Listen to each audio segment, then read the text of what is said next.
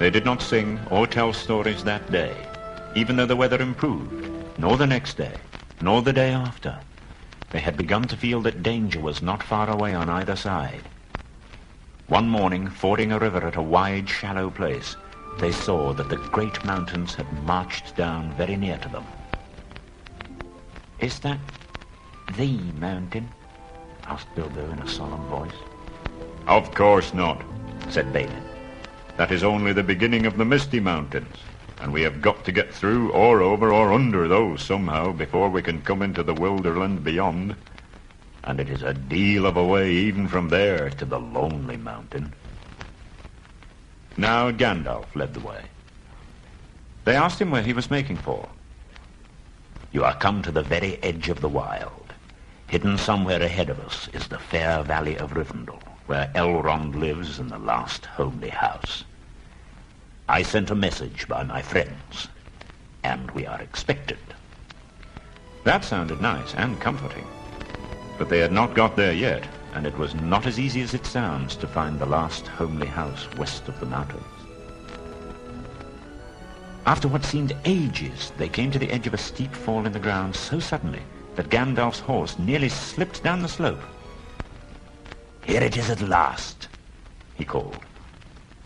Bilbo never forgot the way they slithered and slipped in the dusk down the steep zigzag path into the secret valley of Rivendell. Their spirits rose as they went down and down. The trees changed to beech and oak, and there was a comfortable feeling in the twilight. It smells like elves," thought Bilbo, and he looked up at the stars. They were burning bright and blue. Just then there came a burst of song like laughter in the trees. "Oh, what are you doing? Oh, where are you going? Your ponies need shoeing. The river is flowing, oh, tra-la-la-lally, here down in the valley. Oh, where are you going, with beards all a-wagging? No knowing, what brings Mr. Baggins and Balin and Dwalin down into the valley in June? Ha-ha! Oh, will you be staying, or will you be flying? Your ponies are straying, the daylight is dying. To fly would be folly, to stay would be jolly, and listen and hark till the end of the dark to our tune. Ha-ha!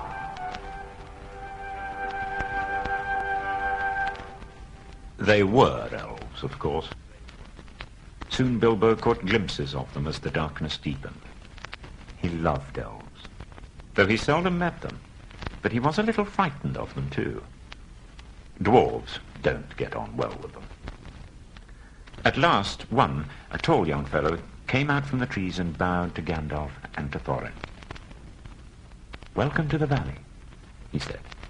"Thank you," said Thorin, a bit gruffly, but Gandalf was already off his horse and among the elves, talking merrily with them. "Supper is preparing over there," he said. Tired as he was, Bilbo would have liked to stay a while. Elvish singing is not a thing to miss in June under the stars. But the dwarves were all for supper as soon as possible and would not stay. They all came to the last homely house and found its doors flung wide. The master of the house was Elrond, as noble and as fair in face as an elf lord, as strong as a warrior, as wise as a wizard, as venerable as a king of dwarves, and as kind as summer. Evil things did not come into the valley. All of them, even the ponies, grew refreshed and strong in a few days there. So the time came to Midsummer Eve, and they were to go on again with the early sun on Midsummer morning.